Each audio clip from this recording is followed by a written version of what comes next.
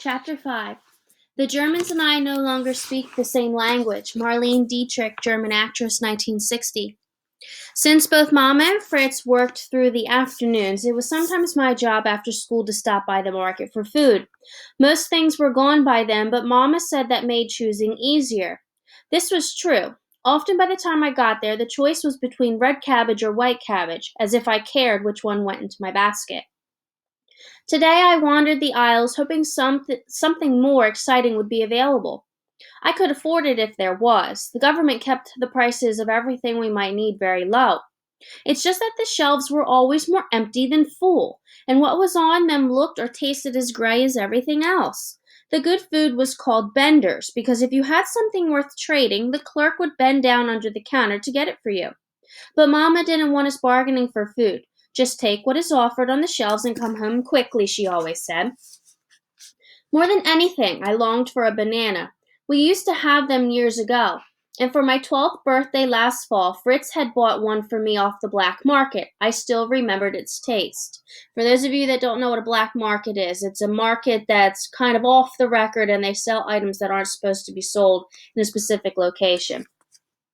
Finally, I got some chicken, a few potatoes, and of course, cabbage. I also picked up a few cans of cola, which is soda, proudly made in East German factories. Fritz thought it left a bitter aftertaste and said one day he'd smuggle in some real Western cola for us. After that, he said, "You'll never want our cola again." "If that's true, then don't get it," I had responded. "It'll be one less thing I can buy." Once in line, I stared at the people ahead of me, watching them watch nothing at all because it was safer that way. Mama described us as practical, durable people, which I think she meant as a compliment, though I never took it that way. Our strength came from the collective. Every school teacher I've ever had said that until it played in my head like a skipping record. Individuality was a weakness, a sickness of the West. So we all walked in step, eyes ahead, and with conversations at a minimum. We all smiled, but not much, and frowned, but rarely cried. Nobody could succeed here, but most people around me seemed to be okay with that. It meant they wouldn't fail either. I didn't want to be like them, and at the same time I was beginning to forget how to be different, how to be my own self. It was the feeling of being swallowed up, and I hated it. That was all I thought about as I hurried home with my groceries. We lived on the fourth floor of a drab apartment building that looked more or less like all the other apartment buildings. That wasn't an accident. Beautiful things were signs of individuality. Wherever possible, Mama had tried to provide some beauty inside the apartment, but still our furnishings were spare and simple. With little to look at inside, I went to my room and stared down to the small garden space below. I had buried the peel from Fritz's banana there, hoping it would sprout into a tree this spring. I knew it was impossible, but I still looked every day. And when the tree wasn't there, I always turned my attention to the wall. If I got the angle just right, I could see into West Berlin.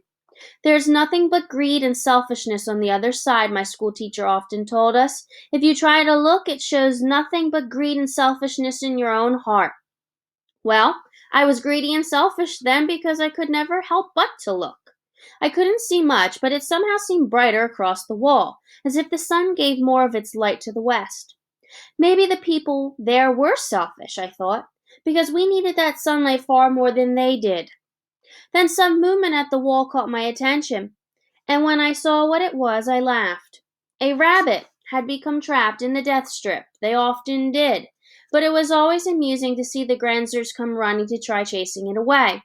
They didn't like the prints the rabbits left behind in their perfectly smooth dirt. Over the past 4 years, what started as a simple barbed wire fence had evolved into an entire system designed to stop, capture, or kill anyone who tried to get through. In most places in East Germany, even before reaching the wall, there was an open border area that nobody would dare get close to unless they had a death wish. People who encountered the Grenzers there on patrol often disappeared, sometimes for days, sometimes forever. Behind it was the Backland Wall, which I passed each day. It was a simple concrete wall that surrounded West Berlin, making that free half of the city an island within communist East Germany. When I knew of the area behind the Backland Wall came only from the glimpses I saw from my window, or occasionally from Anna's bedroom if she didn't catch me looking. and from what Fritz told me he had seen while out on bricklaying jobs. Beyond the backland wall was another barbed wire fence that might have been electrified, which I figured was bad enough, but Fritz thought it was something else. He believed touching that wire sent a signal to the guards in the watchtowers. If it was true, that would be worse. Past that was what we called the death strip. The government hadn't given it that name, but they didn't discourage its use either. Soldiers and fierce dogs often patrolled it.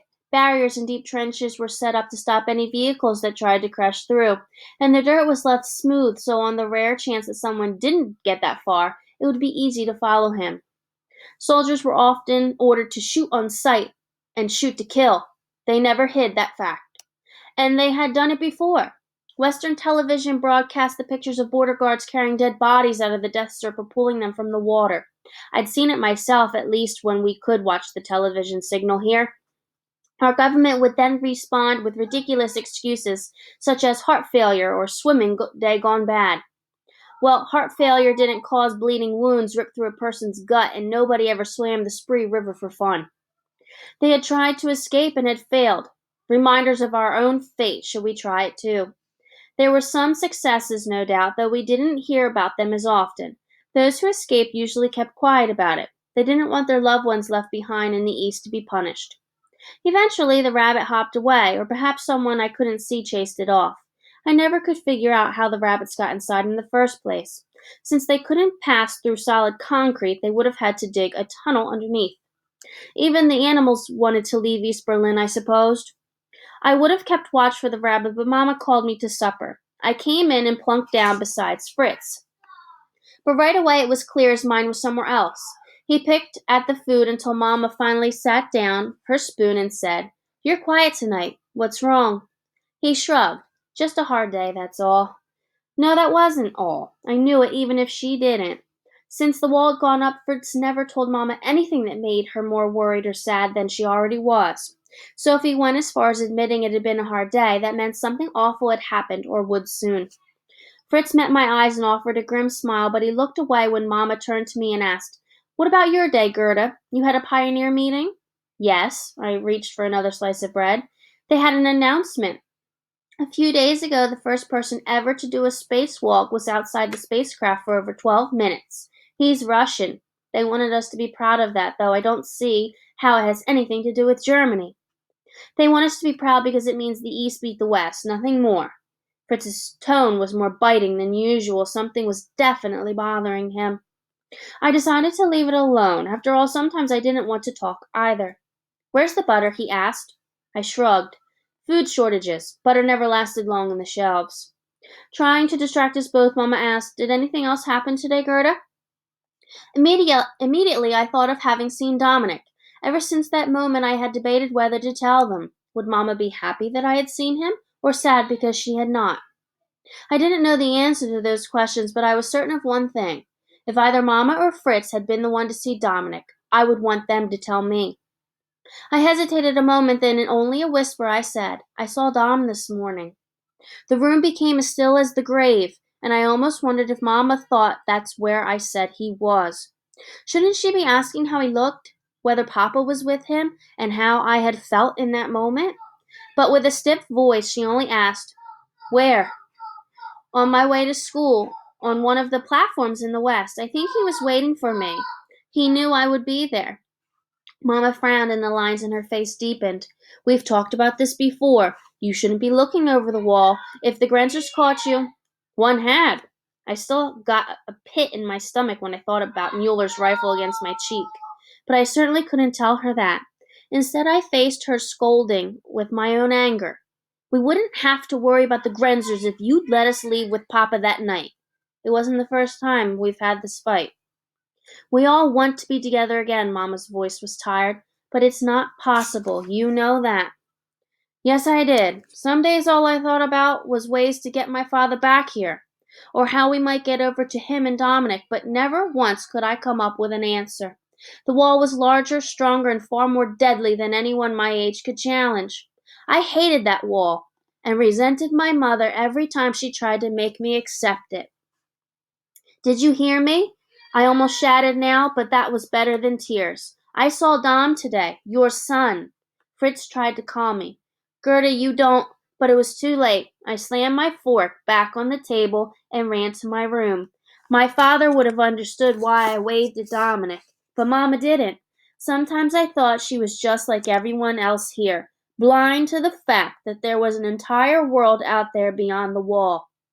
Maybe Mama no longer cared about Papa and Dominic, or had forgotten them entirely. I never would.